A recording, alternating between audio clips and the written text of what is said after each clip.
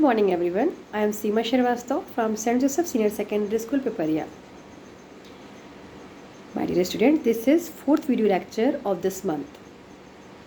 In this video lecture, I will teach you lesson number 2 from MCB. The name of chapter is Meet the March Family. In this video lecture, I will read the chapter very slowly so that you can understand the proper pronunciation of each and every word.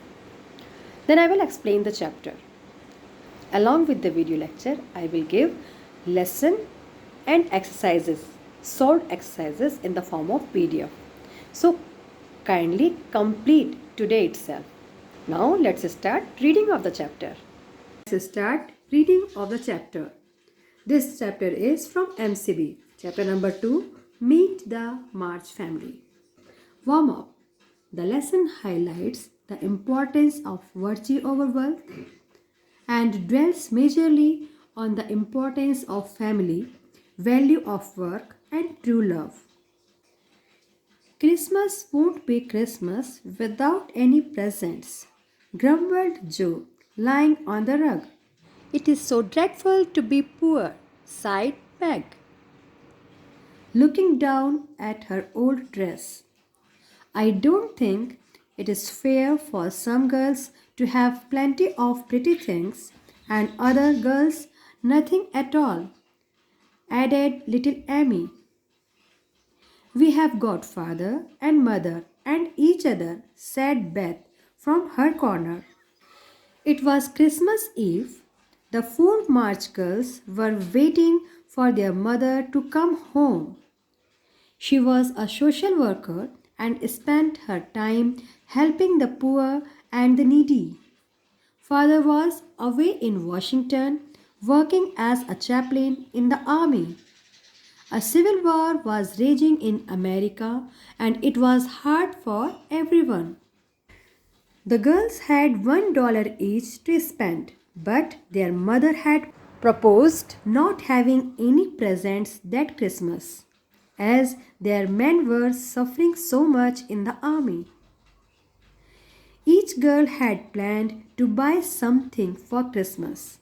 Jo, the bookworm, wanted to buy a book for herself as she loved reading. Beth, some new music. Amy, a box of Faber's drawing pencils. And Meg, a number of pretty things. All of them worked hard. Meg taught children. Jo was a companion to a fussy old lady, Aunt March.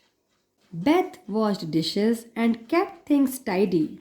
Amy was the only one who went to school where girls laughed at her dresses, made fun of her nose, and teased her for being poor. Finally, Jo said, "Our $4 won't help the army much. Let's buy what we want and have a little fun. I am sure we have worked hard enough for it." She sat up, put her hands in her pockets, and began to whistle. "Don't, Jo, it's so boyish," protested Amy. "That's why I do it. I detest rude, unladylike girls. I hate affected, niminy-piminy chits." Beth, the peacemaker, tried to make them laugh. Meg began to lecture them in her elder sisterly fashion.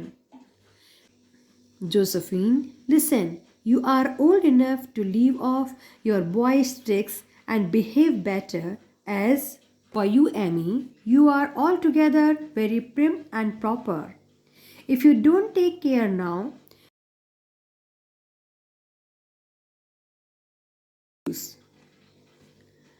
if Jo is a tomboy and Amy is goose, what am I, please?" asked Beth, ready to share the lecture. "You are a dear and nothing else," answered Meg warmly, and no one contradicted her, for the mouse was the pet of the family. Margaret, the eldest, was 16 and very pretty. She had large eyes, soft brown hair, a sweet mouth, and white hands, of which she was rather vain. 15-year-old Joe was very tall, thin, and reminded one of a colt. For she never seemed to know what to do with her long limbs, which were very much in her way. She had a comical nose, sharp grey eyes, and long thick hair, her one claim to beauty. But her hair was usually bundled into a net to be kept out of her way. Elizabeth, or Beth, as everyone called her, was a rosy bright eyed girl of 13, shy and timid with a peaceful expression.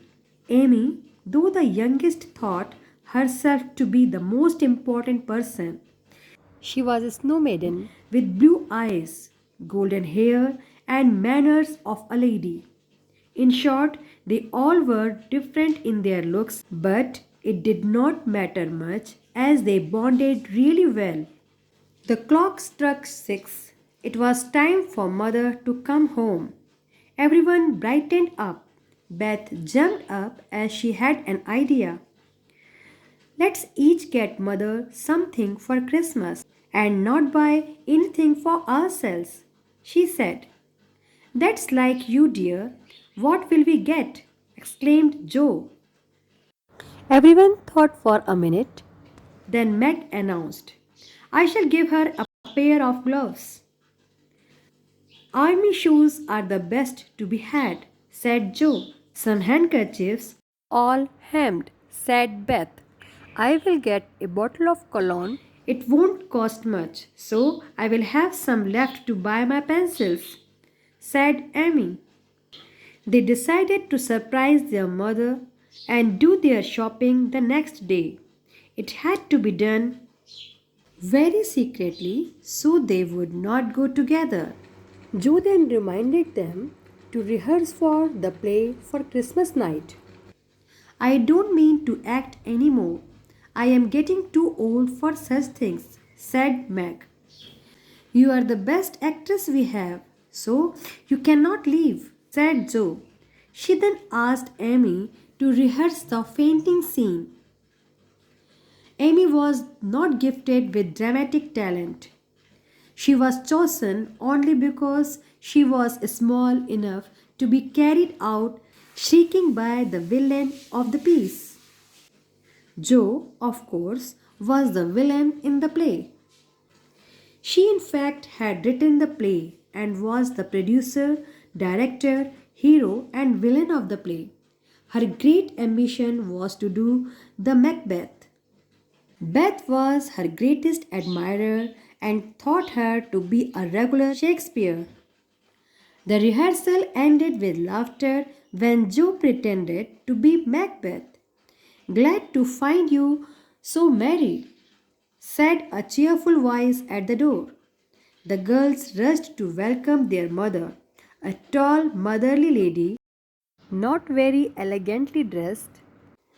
The girls thought she was the most splendid mother in the world and would go to any extent to bring a smile on her face.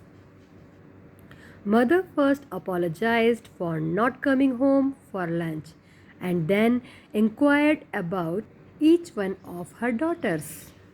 The girls flew about making their mother comfortable. As they gathered round the table, Mrs. March said with a particularly happy face, I have got a treat for you after supper. A letter, 3 cheers for father, said Joe. The girls finished their tea quickly and gathered around their mother. I think it was so splendid for father to go as a chaplain, said Meg. I wish I could have gone with him as a nurse so I could be near him and help him, said Joe. It must be very disagreeable to sleep in a tent and eat bad tasting things, sighed Amy. When will he come home, Marmee? Asked Beth. Not for many months, dear, unless he is sick. Now come and hear the letter. Father had sent them all his love and a kiss. He thought of them all the time. He knew they would be loving children and would look after their mother well. When he returned home, he would be more fonder and prouder of his little women. All four girls were moved to tears as mother came to the end of the letter. They all resolved to make their father proud of them. Meg decided not to think of her looks all the time. Joe thought of not being a tomboy anymore and tried to be a little woman. Amy resolved not to be selfish, and Beth promised herself that she would be what her father hoped to find her when he returned. Then they worked on the sheets they were making for Aunt March. They hated sewing, but none grumbled. At 9, they stopped work and sang as usual before they went to bed. Meg and Beth sang well. Amy chirped like a cricket, and Joe always croaked. Mother was a born singer, and the girls were never tired of hearing her sing. Written by Louise May Alcott. Now listen explanation of the chapter. Let us start explanation of the chapter. The name of chapter is Meet the March Family. This lesson is not a complete story. It is a part of a novel. In this story, there are mainly 5 characters: Marmee, the mother, and 4 daughters: Margaret, Elizabeth, Joe, and Amy. The first daughter is Margaret. Her nickname was Meg, and 15-year-old Joe. Third one is Elizabeth. Her nickname is Beth. And the fourth and the youngest daughter is Amy. Mame, the mother, is a social worker and she helps needy. This is the time period when only mother is with them.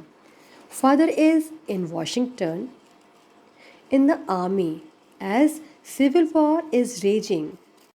Their family condition was not good enough to celebrate any kind of festivals nicely. This is the scene of Christmas Eve.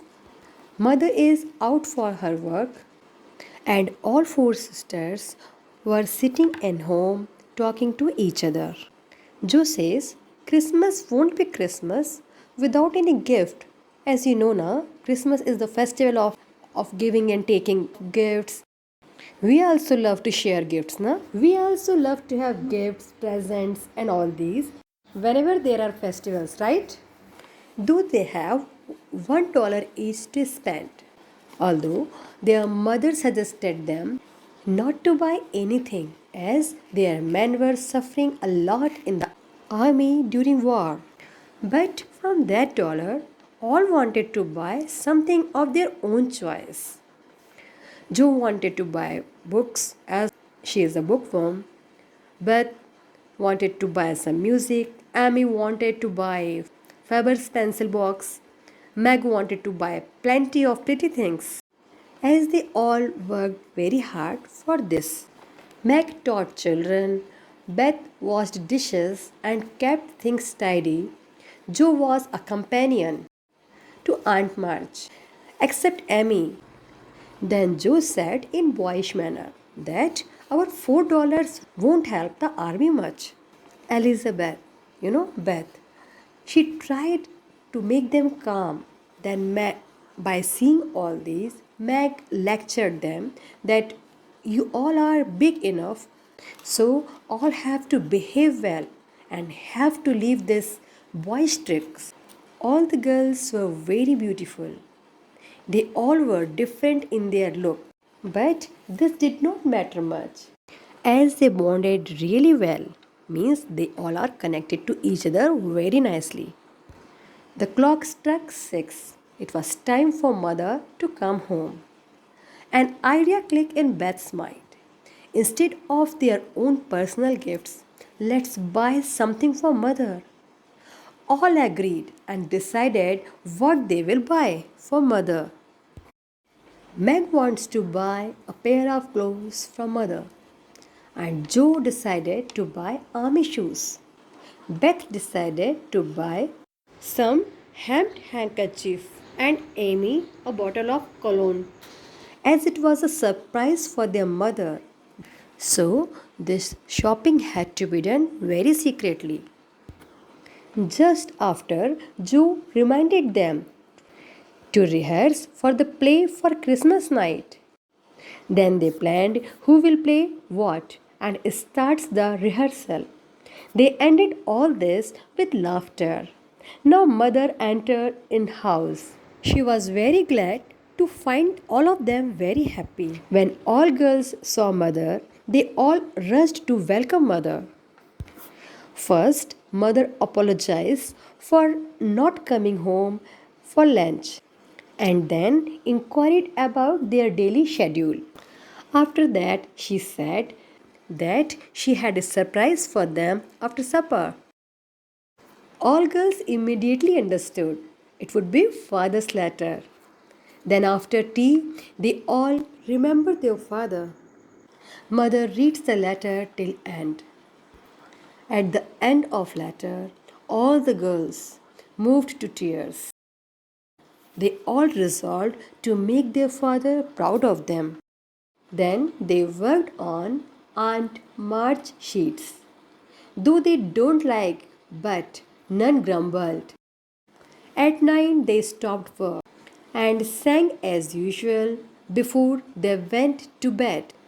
Macbeth sang well, Joe croaked, Amy chirped, and Mother was a born singer, and the girls were never tired of hearing her voice. This lesson highlights the importance of virtue over wealth and dwells majorly on the importance of family, value of work, and true love.